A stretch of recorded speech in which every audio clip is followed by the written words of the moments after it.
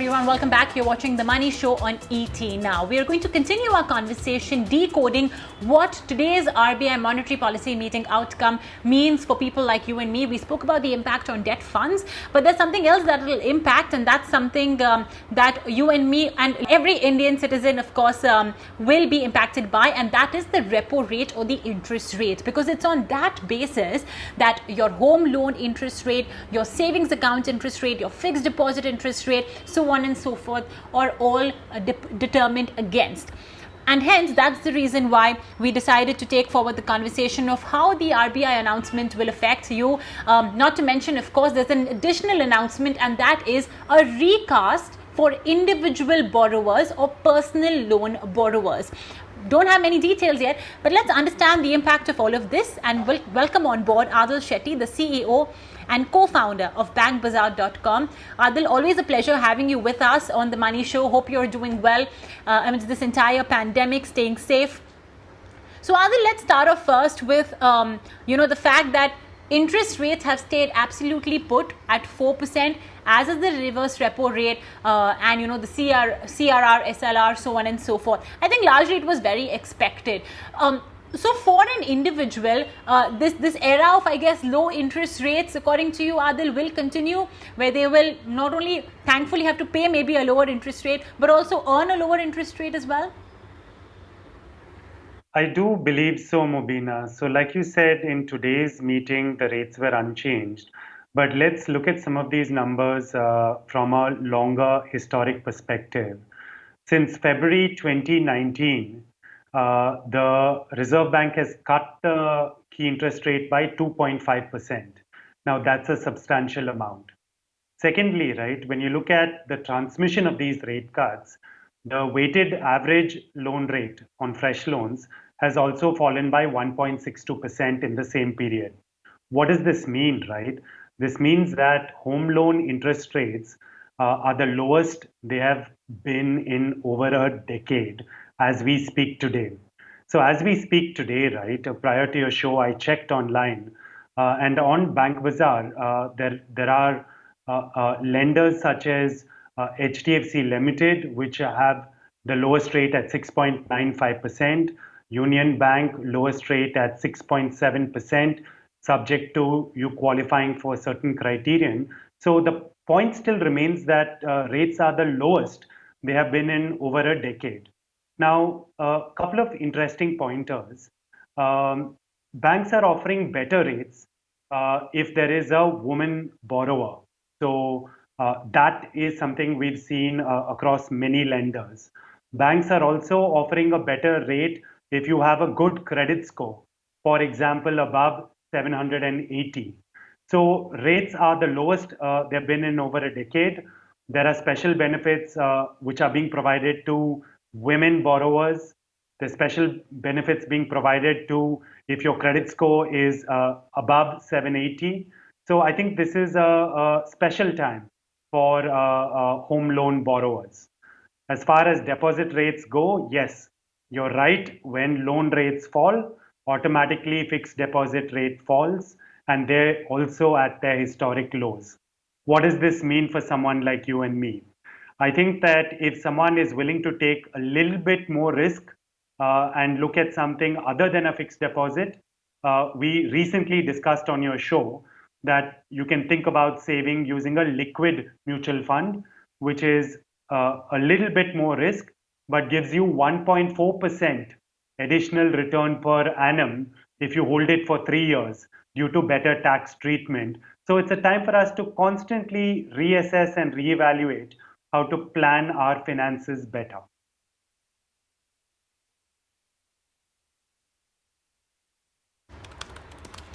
Okay. But it's interesting, Adhil, I'm going to take your last point forward on deposits, because we just had some data which mentioned that, fresh fixed deposits have doubled, right, from the corresponding quarter of April to June to this quarter. So while it was 3 lakh crores, when interest rates were still higher, they were roughly maybe 6 to 7% for a 1-year FD.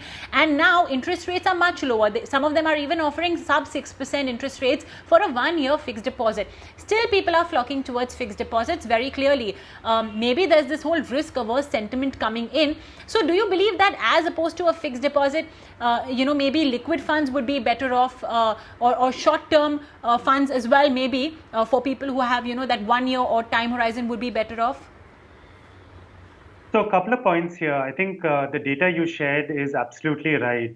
If you look at the fixed deposits in the system right now, they've risen substantially. And like you, I too believe that this is people looking for safety and moving to a fixed deposit because they believe that a bank deposit is safe.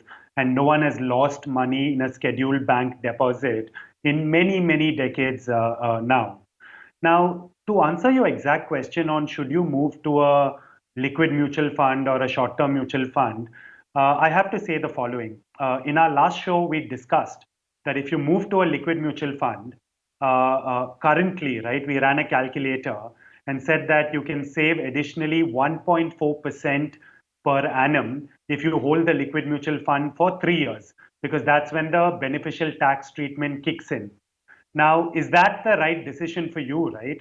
I think we are in unprecedented times with COVID. I can't give you a black or white saying do it or not do it. What I can tell you is that if you were to do it, you are taking a little bit more risk, and this is the additional return you get. And I think each individual needs to take the decision for themselves. One could also choose to balance this out. You could say that X percent I will keep in a fixed deposit, and 1 minus X percent, which is the remaining amount of savings, I will keep in a liquid mutual fund. The minute you go to a short term fund, the risk is more, the return is more. It's the classic question, right? Every individual actually needs to answer for themselves by doing a little research online.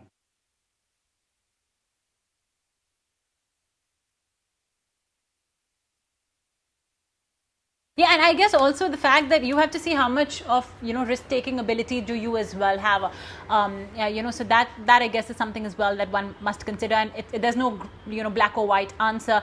It's something that depends person to person. Okay, now from the borrower perspective. We were just speaking to Deputy Head of Fixed Income of Axis Mutual Funds, Devang Shah, earlier, and he believes that interest rates are going to stay at these low levels because, the economy, the economic engine is still going to need some more spurring, by the government, by the RBI. And that's the reason why, if not at these levels, they may even in fact go lower. Maybe another 25 bips cut is what we may see in the second half of this financial year, of this calendar year. So, basically what we are looking at is that for the next at least 1 odd year, interest rates will stay at these low levels of 4 odd percent.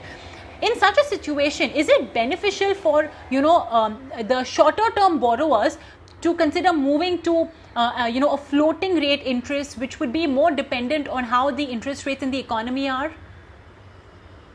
And is this with reference to borrowers or savers, Mubina? For borrowers. For borrowers, all right. Now, let me start with home loans, all right. For home loans, most loans are currently on a floating rate. If you look at various websites, there are fixed rate home loans, but there are very, very few of them. A vast majority of home loans are floating rate loans. I think the question is, should you think about, given rates are so low, and that loan rates now for home loans are the lowest they've been in a decade, should you consider refinancing or switching your home loan to what is currently available in the market? Now, the answer to that question, right, is that one needs to calculate what saving they would make by switching, and they need to net out what the switching costs are. Now, what do I mean by the savings made from switching? Now, I have an existing loan. This existing loan might be on a base rate. If I took it after 2010, it could be on an MCLR if I took it before October of 2019, or it could be a repo rate loan. Now, I'm paying a certain interest rate and EMI today. The question is, if I was to refinance this loan and take a fresh home loan today, how much would I save on EMI? And this is a calculation everyone needs to make. Now, given that rates are low, I strongly encourage people to make the calculation. Now, once you make the calculation and you've determined how much you're going to save in EMI by making the switch, you need to net this out against the switching cost. The switching cost typically is whatever processing fee or legal charges there might be to switch your home loan to a new scheme. Now, there are two pointers I want to offer viewers when they do this calculation. The first point I want to give them, right, is that the greater the saving on interest rates. So currently we spoke about interest rates being in that 6.7 to 7.2% range, because the larger your loan amount, if you don't have a woman borrower, it pushes up the interest rate. So not everyone is at 6.7%. 6.7 is for a very particular case of loan amount, credit score, women borrower, and so on and so forth. But calculate the difference in interest rate. The larger the difference in interest rate and the larger the remaining tenor of your loan, typically the more you make by switching. So everyone should make that calculation themselves. People should also be aware that you can switch your home loan with an existing borrower, or you can switch it with a new borrower. So we're in the process of currently writing a research paper at Bank Bazaar on these types of switching.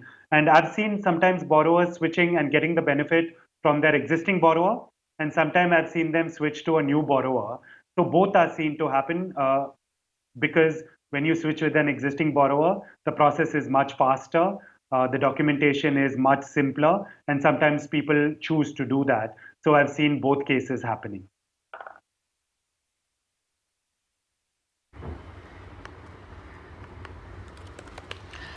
Okay, interesting. Just one last question, before I just take on board some viewer queries that we have received. Adil, and this is, I think, one of the more important ones. We also did have this announcement of recasting your loan. So basically, the bank will decide how to recast a loan hit by coronavirus. This could be, a small business loan, it could be a personal loan, but basically these loans are stressed, or the borrower is not able to repay the bank or service this loan because of COVID-19, and now the RBI has sort of chalked out a plan. Of course, the central bank still needs to clarify as to what type of personal loans are eligible for this one-time benefit of sorts. But how are you reading into this? I mean, if I have taken a personal loan, should I be looking forward to news like this? So, Mubina, I think you caught the big one as far as retail borrowers go. So, this is what affects people like you and me. And this is a really, really big announcement. So, let's start with understanding who is eligible, right? So, the RBI said that if your account is not in default by more than 30 days as of March 1st, 2020, you are eligible for this scheme. The restructuring has to be invoked by December 31st of this year and will be implemented in 90 days. So if I'm a borrower who was paying on time as of March, I potentially could be eligible for this scheme. Now, given that the RBI announcement happened today, right, we need to wait and hear from our banks now, because the RBI said that the parameters of the resolution plan for personal loans will be decided by the concerned bank basis their board approved policies. So if I'm a borrower with a particular bank, I can't assume that it's now available to me. I have to wait for the board of my bank to take a decision and communicate to me. Now, what all could happen, right, to ease someone who's in a difficult scenario? So let's say that I was fine as of March 1st. Subsequent to that, I lost my job. I'm not able to pay my loan. I made use of the moratorium between March and August. So I was fine during that time. But post September 1st, the blanket moratorium is over. What are the kinds of options that could be available to me? So the RBI has also specified that. The RBI has said there could be a rescheduling of my personal loan payment. There could be a conversion of the interest accrued or to be accrued into a fresh credit facility. The moratorium could be extended for me. This is very interesting. The moratorium could be extended on a case by case basis if I qualify for this one time restructuring. And all this is based on the assessment of the income streams of the borrower, which the bank will do. However, right, the RBI said that the resolution plan should not extend the personal loan tenor by more than 2 years. So that is an outer limit as to how much extra time I could be provided. Now, the RBI has used the term personal loan to describe the loans eligible for this. And in my assessment, right, and we'll wait and hear, but in my assessment, this will include home loan, car loan, and personal loan. And this assessment will be done by the bank's board and will be communicated to us. But I think it's critical you caught this, Mubina, because this would affect a normal home loan borrower like you or me who's going through a very hard time because of COVID.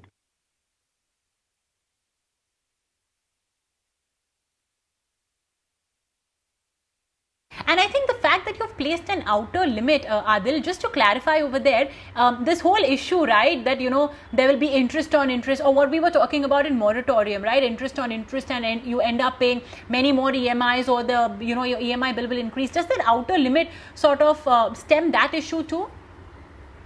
To a certain extent, Mubina, that's a good catch also. So see, they've said the outer limit is 2 years. Now there's only so much you can adjust in terms of EMI if the outer limit cap is 2 years. So if you remember, right, when we did the moratorium calculation saying that you could pay up to 30 extra EMIs, which is more than 2 years, if you take all 5 months of moratorium and you're doing it from the first EMI onwards. So yes, I do believe that setting an outer limit of 24 months, right, sets a constraint on how much change is possible in the EMI and how much additional interest can be accrued. We know for a fact, right, that your loan tenor cannot be increased by 10 years, for example. The outer limit is set at 2 years at most. So let's take on board very quickly our very first question of today, and that's coming in from A. Sridharan. He says, my son has been paying back his home loan EMI. Interest is based on MCLR. Please advise whether he stands to gain if he switches over to the repo based interest regime. Now, Adil, you tackled this question during prior to the break, but yeah, from MCLR to repo linked, if we just had to take Mr. Sridharan's specific question, and maybe for all those who are just newly tuning in, what would you recommend? Let me answer this in two parts, all right. Firstly, an MCLR linked loan means that you took it prior to October 2019, and your loan rate changes depending on how the bank changes its MCLR. The repo rate loan and all home loans since October 2019 have been on the repo rate, are, however, tied to an external benchmark like the repo rate. So in case of a repo rate loan, right, when the RBI cuts its repo rate, the repo rate home loan automatically adjusts. In a MCLR linked home loan, just because the RBI cuts the external repo rate doesn't mean your home loan rate is going to change. Let me go on. So in case of the MCLR, your rate changes only when the bank changes its MCLR. Now, we need to keep in mind, right, that when the repo rate changes, the bank typically also will change its MCLR in tandem, because the MCLR is based both on internal and external parameters, the external parameter being the repo rate, the internal parameter being the cost of funds of the bank. So this is point number one. But point number two, which I think is actually more important, right, for Mr. Sridharan, is home loan rates are at the lowest they have been in over a decade. So like I said, you can check online at Bank Bazaar. We see partners at 6.7%, 6.95%, 7%, and all of it depends on what his son's credit score is. Does he have a woman borrower on the account? So without knowing those details, right, and without Sridharan's son checking, I don't know the exact answer for what he's eligible for now. Once he determines what he's eligible for now, he then runs a quick calculation to say, okay, this is what I'm paying as EMI. If I take the new rate, right, what does my EMI fall to? And he sees what his EMI savings are, and he needs to net that out against the switching cost, which is the processing fee and the legal charge that he might pay by switching. Given that rates are at the lowest they have been in a decade, I would strongly encourage Sridharan's son to check online, see what he's eligible for, and if it's substantially less than what he's paying today, he should consider switching.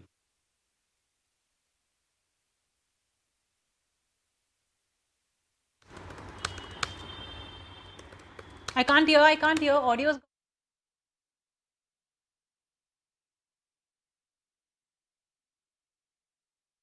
Okay, all right, great. I think that's all the time we have to take questions and queries. Adil, really appreciate you joining us today on ET Now and helping our viewers out, with all that they may be having on their mind, especially post this RBI announcement. We'll definitely get you in once again when we have some more details on the whole personal loan recast bit. But with that, we're out of time on this edition of The Money Show. Or the episodes will be available on ET Now's YouTube page, so don't forget to subscribe.